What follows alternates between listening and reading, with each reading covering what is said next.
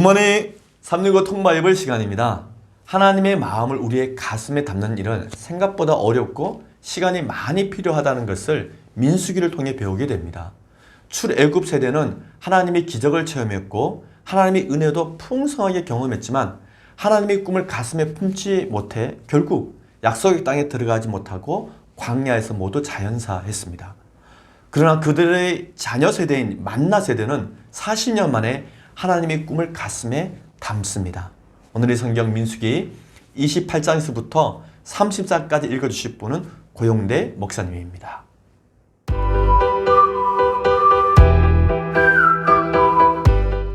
제55일 민수기 28장. 여호와께서 모세에게 말씀하여 이르시되 이스라엘 자손에게 명령하여 그들에게 이르라. 내 헌물 내 음식인 화제물 내 향기로운 것은 너희가 그 정한 시기에 삼가 내게 바칠지니라. 또 그들에게 이르라. 너희가 여호와께 드릴 화제는 이러하니 1년 되고 흠없는 순양을 매일 2마리씩 상번제로 드리되 어린 양 1마리는 아침에 드리고 어린 양 1마리는 해질 때에 드릴 것이요.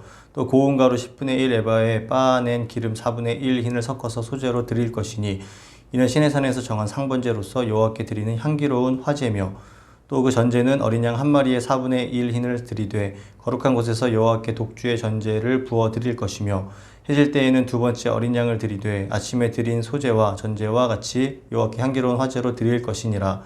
안식일에는 1년 되고 흠없는 순양 2마리와 고운 가루 10분의 2의 기름 섞은 소제와 그 전제를 드릴 것이니 이는 상번제와 그 전제 외에 매 안식일의 번제니라.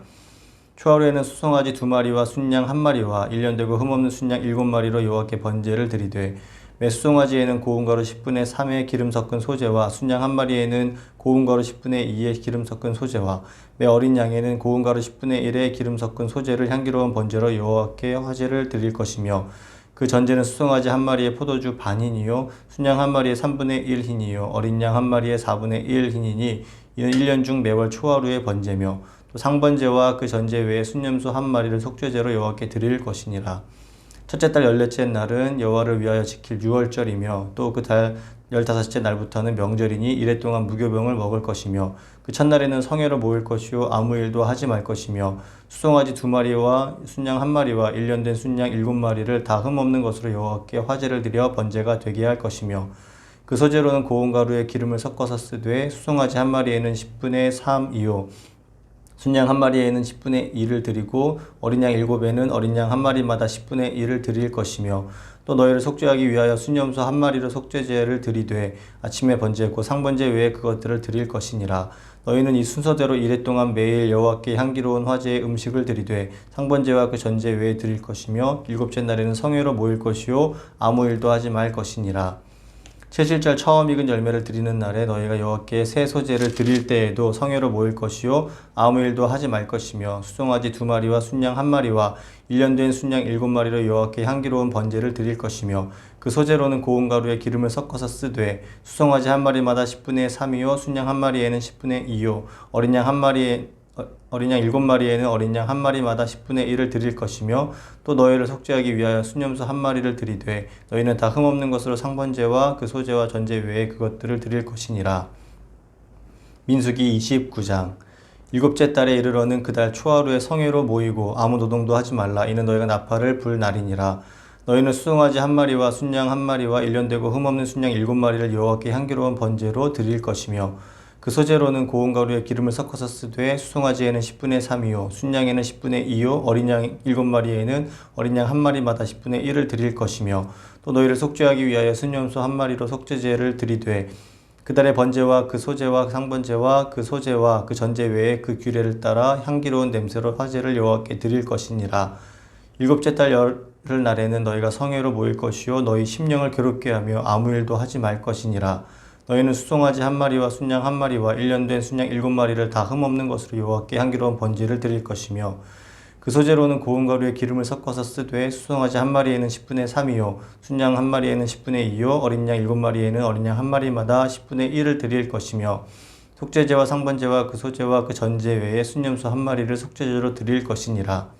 7째 달 15째 날에는 너희가 성회로 모일 것이요 아무 일도 하지 말 것이며 이래 동안 여호와 앞에 절기를 지킬 것이라. 너희 번제로 여호와께 향기로운 화제를 드리되 수송아지 13마리와 순양 2마리와 1년 된 순양 14마리를 다 흠없는 것으로 드릴 것이며 그 소재로는 고운 가루에 기름을 섞어서 수송아지 13마리에는 각기 10분의 3이요 순양 2마리에는 각기 10분의 2요 어린 양 14마리에는 각기 10분의 1을 드릴 것이며 상번제와 그 소재와 그 전제 외에 순염소 1마리를 속죄제로 드릴 것이니라. 둘째 날에는 수송아지 12마리와 순양 2마리와 1년 되고 흠없는 순양 14마리를 드릴 것이며 그 소재와 전제는 수송아지와 순양과 어린 양의 수요를 따라서 규례대로 할 것이며 상번제와 그 소재와 그 전제 외에 순염소 1마리를 속죄제로 드릴 것이니라. 셋째 날에는 수송아지 11마리와 순양 2마리와 1년 되고 흠없는 순양 14마리를 드릴 것이며 그 소재와 전제는 수송아지와 순양과 어린 양의 수요를 따라서 규례대로 할 것이며 상번제와 그 소재와 그 전제 외에 순염소 1마리를 속죄제로 드릴 것이니라. 넷째 날에는 수송아지 10마리와 순양 12마리와 1년 되고 흠없는 순양 14마리를 드릴 것이며 그 소재와 전제는 수송아지와 순양과 어린 양의 수요를 따라 규례대로 할 것이며 상번제와 그 소재와 그 전제 외에 순염소 1마리를 속죄제로 드릴 것이니라. 다섯째 날에는 수송아지 9마리와 순양 2마리와 1년 되고 흠없는 순양 14마리를 드릴 것이며 그 소재와 전제는 수송아지와 순양과 어린 양의 수요를 따라서 규례대로 할 것이며 상번제와 그 소재와 그 전제 외에 순염소 1마리를 속죄제로 드릴 것이니라. 여섯째 날에는 수송아지 8마리와 순양 2마리와 1년 되고 흠없는 순양 14마리를 드릴 것이며 그 소재와 전제는 수송아지와 순양과 어린 양의 수요를 따라서 규례대로 할 것이며 상번제와 그 소재와 그 전제 외에 순염소 1마리를 속죄제로 드릴 것이니라. 일곱째 날에는 수송아지 7마리와 순양 2마리와 1년 되고 흠없는 순양 14마리를 드릴 것이며 그 소재와 전제는 수송아지와 순양과 어린 양의 수요를 따라 규례대로 할 것이며 상번제와 그 소재와 그 전제 외에 순염소 1마리를 속죄제로 드릴 것이니라. 여덟째 날에는 장원대로 모일 것이요 아무 일도 하지 말 것이며 번제로 여호와께 향기로운 화제를 드리되 수송아지 1마리와 순양 1마리와 1년 되고 흠없는 순양 7마리를 드릴 것이며 그 소재와 전제는 수송아지와 순양과 어린 양의 수요를 따라 규례대로 할 것이며 상번제와 그 소재와 그 전제 외에 순염소 1마리를 속죄제로 드릴 것이니라. 너희가 이 절기를 당하거든 여호와께 이같이 드릴지니 이는 너희의 서원제나 낙건제로 드리는 번제, 소제, 전제, 화목제 외에 드릴 것이니라. 모세가 여호와께서 모세에게 명령하신 모든 일을 이스라엘 자손에게 말하니라. 민수기 30장. 모세가 이스라엘 자손의 수령들에게 말하여 이르되 여호와의 명령이 이러하니라. 사람이 여호와께 서원하였거나 결심하고 서약하였으면 깨뜨리지 말고 그가 입으로 말한 대로 다 이행할 것이니라. 또 여자가 만일 어려서 그 아버지 집에 있을 때에 여호와께 서원한 일이나 스스로 결심하려고 한 일이 있다고 하자 그의 아버지가 그의 서원이나 그가 결심한 서약을 듣고도 그에게 아무 말이 없으면 그의 모든 서원을 행할 것이요 그가 결심한 서약을 지킬 것이니라. 그러나 그의 아버지가 그것을 듣는 날에 허락하지 아니하면 그의 서원과 결심한 서약을 이루지 못할 것이니 그의 아버지가 허락하지 아니하였은즉 여호와께서 사하시리라. 또 혹시 남편을 맞을 때에 서원이나 결심한 서약을 경솔하게 그의 입술로 말하였으면 그의 남편이 그것을 듣고 그 듣는 날에 그에게 아무 말이 없으면 그 서원을 이행할 것이요 그가 결심한 서약을 지킬 것이니라. 그러나 그의 남편이 그것을 듣는 날에 허락하지 아니하면 그 서원과 결심하려고 경솔하게 입술로 말한 서약은 무효가 될 것이니 여호와께서 그 여자를 사하시리라. 과부나 이혼당한 여자의 서원이나 그가 결심한 모든 서약은 지킬 것이니라. 부녀가 혹시 그의 남편의 집에서 서원을 하였다든지 결심하고 서약을 하였다 하자 그의 남편이 그것을 듣고도 아무 말이 없고 금하지 않으면 그 서원은 다 이행할 것이요 그가 결심한 서약은 다 지킬 것이니라. 그러나 그의 남편이 그것을 듣는 날에 무효하게 하면 그 서원과 결심한 일에 대하여 입술로 말한 것을 아무것도 이루지 못하나니 그의 남편이 그것을 무효하게 하였은즉 여호와께서 그 부녀를 사하시느니라. 모든 서원과 마음을 자제하기로 한 모든 서약은 그의 남편이 그것을 지키게도 할 수 있고 무효하게도 할 수 있으니 그의 남편이 여러 날이 지나도록 말이 없으면 아내의 서원과 스스로 결심한 일을 지키게 하는 것이니 이는 그가 그것을 들을 때에 그의 아내에게 아무 말도 아니하였으므로 지키게 됨이니라. 그러나 그의 남편이 들은 지 얼마 후에 그것을 무효하게 하면 그가 아내의 죄를 담당할 것이니라. 이는 여호와께서 모세에게 명령하신 규례니 남편이 아내에게 아버지가 자기 집에 있는 어린 딸에 대한 것이니라. 아멘.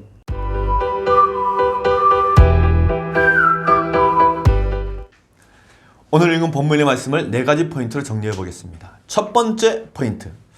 하나님께서 40년 만에 만나 세대에게 명절을 말씀하십니다. 인간 삶에 명절만큼 기쁜 날은 없습니다. 이스라엘 백성들이 애굽에서 살 때에는 쉬는 날이 없었습니다. 제국의 왕은 백성들을 쉬게 하지 않습니다. 모세가 바로 왕에게 우리가 광야길 3일길을 가서 제사를 드리겠다고 말하자 바로 왕은 어찌하여 백성의 노역을 쉬게 하겠느냐라고 윽박질러 버렸습니다. 그런데 이제 제사장 나라에서는 1년을 단위로 명절을 많이 만들고 그 명절마다 아무 노동도 하지 않고 그 명절마다 모든 이들이 쉬며 기뻐하고 하나님을 만나라는 그런 명절을 정해두십니다. 이것이 제사장 나라의 명절입니다. 제사장 나라의 명절은 하나님과 이스라엘 백성들 간에 만나는 시간입니다.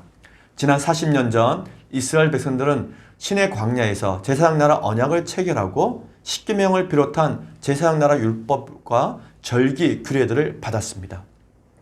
40년 전에 약속의 땅 가나안에 들어가 땅을 차지하고 추수한 첫 열매 소출을 가지고 1년에 3차례 하나님 앞에 나와서 하나님과 기쁨으로 만나자는 명절을 말씀하셨던 것입니다. 그런데 안타깝게도 출애굽 세대는 하나님의 말씀을 믿지도 않았고 따르지도 않았습니다. 그래서 결국 하나님께 주신 약속의 기쁨도 제대로 누리지 못했습니다. 그러나 그때로부터 40년이 지나 출애굽 당시 20세 미만이었던 만나 세대들에게 2차 인구조사가 끝나자마자 다시 명절에 대해서 말씀하신 것입니다. 이 만나 세대들은 하나님께서 주신 제사장 나라 절기에 관한 말씀들이 1년 후 약속의 땅에 들어가 성취되는 것을 그들의 눈으로 직접 보고 경험하게 됩니다. 이렇게 꿈이 현실이 되는 기적 같은 하나님의 말씀을 우리는 성경을 통해서 체험하고 있습니다. 두 번째 포인트. 하나님의 말씀을 출애굽 세대들은 귀로 담았지만 만나 세대들은 마음으로 담습니다. 출애굽 세대들은 가만히 서서 홍해가 갈라지는 것을 보고 또 그 홍해를 걸어서 건너는 놀라운 사건을 체험했습니다. 그런데 이 놀라운 신앙 체험이 출애굽 세대에게는 아쉽게도 마음 깊숙이 들어가지 못했습니다. 그러나 만나 세대들은 모세를 통해서 40년 동안 듣는 교육만 받았습니다. 사실 만나 세대들은 홍해의 기적을 직접 겪은 세대들이 아니었습니다. 그러나 애굽에서의 첫 번째 유월절 이야기로부터 또 홍해를 건넌 일, 그리고 시내 광야에서의 제사장 나라 언약 체결을 했던 일, 또 절기와 규례들까지 이 모든 이야기를 귀로 들으면서 교육을 받았습니다. 결국 만나 세대들은 직접적인 체험이 아니었음에도 불구하고 하나님의 말씀을 들음으로 하나님의 모든 기적들이 담긴 명절, 절기들을 그들의 마음에 다 담았습니다. 세 번째 포인트.